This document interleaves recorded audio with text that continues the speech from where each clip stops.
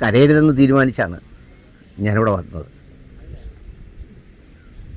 കണ്ടൊരുപാട് കരഞ്ഞതുകൊണ്ടും അതുമാത്രമല്ല കരയുന്നത് കൊണ്ട് പ്രത്യേകിച്ച് അർത്ഥമൊന്നുമില്ലെന്നുള്ളത് കൊണ്ടുമാണ് കരയരുതെന്ന് തീരുമാനിച്ച് ഉറപ്പിച്ചു വന്നത്.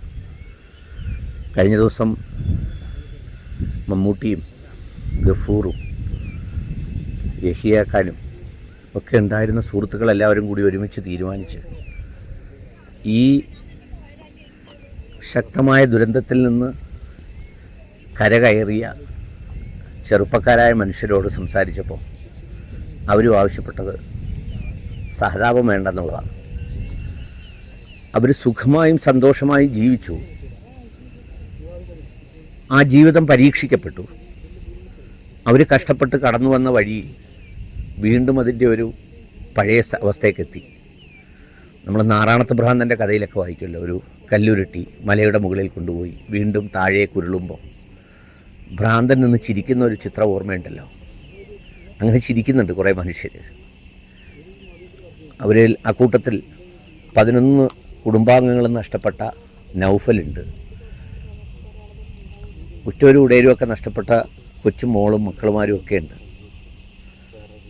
അന്നൊന്നും അല്ലെങ്കിൽ അപ്പോഴൊന്നും അതൊന്നും എനിക്ക് അത്രമേൽ അവർക്ക് വേണ്ടിയെങ്കിലും അഭിനയിക്കുന്ന വണ്ണം പെരുമാറാൻ കഴിയുമായിരുന്നു. പക്ഷെ കുറച്ചു മുമ്പ് ഒരു മോളെ കണ്ടു. എനിക്കുണ്ടൊരു മകൾ. അവൾ +2 പഠിക്കുകയാണ്.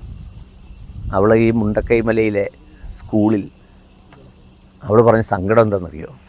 അവൾക്ക് വീട് ബാക്കിയുണ്ട്, പേരിനെങ്കിലും. ഉപ്പയൊക്കെ ഉണ്ട്, ഉമ്മയുണ്ട്.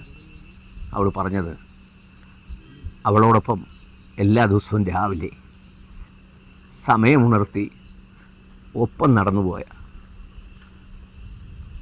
അവരുടെ ഒരു കൂട്ടം ഉണ്ടായിരുന്നു, 10 പേർ.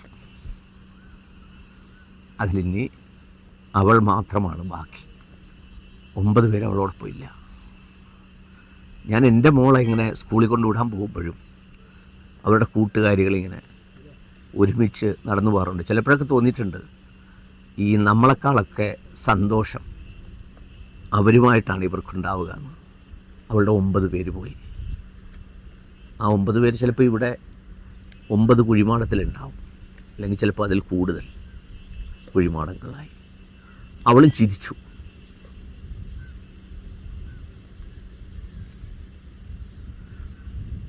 അവൾ ചിരിച്ചതാണ് എന്നെ കരയിച്ചത്. അതവൾ സ്വാഭാവികമായി ചിരിച്ചതല്ല. ഈ നഷ്ടങ്ങളുടെ ദുഃഖത്തിൽ ചിലപ്പോൾ സൈക്കോളജിയിൽ പറയാറുണ്ട്, മറ്റു ചില ചിന്തകളും വികാരങ്ങളും ഒക്കെ മനസ്സിൽ വരുമെന്ന്. അങ്ങനെയാണ് അവൾ ചിരിച്ചത്.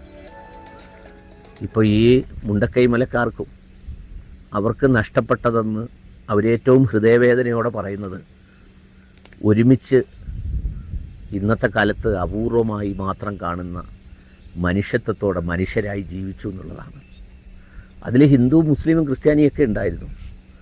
പക്ഷേ ഓരോരുത്തരുടെയും ആഘോഷങ്ങൾ അവരുടെ എല്ലാവരുടെയും ആഘോഷമായിരുന്നു. ഓരോരുത്തരുടെയും ചടങ്ങുകൾ അവരുടെ എല്ലാവരുടെയും ചടങ്ങുകളായിരുന്നു. ജീവൻ ബാക്കിയായവർ ഇന്ന് ഏറ്റവും കൂടുതൽ സങ്കടപ്പെടുന്നത് ഒപ്പം ഉണ്ടായിരുന്നിട്ട് നഷ്ടപ്പെട്ടു പോയവരെ ഓർത്താണ്. അവസാനം കടയടച്ച് പിരിഞ്ഞ് പൂട്ടിപ്പോയ ഒരാളിന്ന് ജീവനോടെ വന്നിട്ട് പറഞ്ഞെന്താണെന്നറിയോ? ആകെ സങ്കടം. ആ അടയ്ക്കുന്ന സമയം കടയിലുണ്ടായിരുന്നവരാരും ഇപ്പോൾ ഇല്ല എന്നുള്ളതാണ്. പഠിക്കേണ്ടതാണ് നമ്മളൊക്കെ. തനിച്ചാണ് വന്നത്, തനിച്ചാണ് മടങ്ങേണ്ടത്. പ്രകൃതിയിലുള്ള ഒരു വസ്തുക്കളുമായും വല്ലാതെ അടുത്തു പോരുത്. അതിൻ്റെ നഷ്ടം നമുക്ക് താങ്ങാനാവില്ല.